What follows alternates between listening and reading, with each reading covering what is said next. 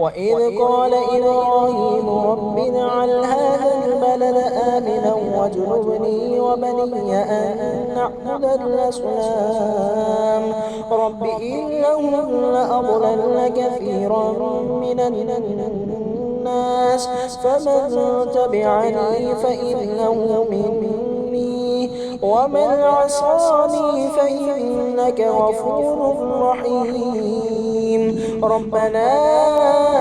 إني أسكنت من ذريتي بباب غير ذي زرع عند بيتك المحرم ربنا ليقيموا الصلاة فاجعل أفئدة من الناس تهوي إليهم وارزقهم من الثمرات لعلهم يشكرون ربنا إنك تعلم ما نخفي وما نعلن وما يخفى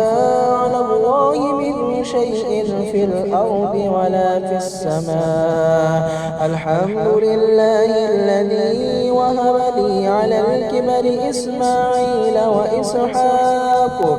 إن ربي لسميع الدعاء رب اجعلني مقيم الصلاة ومن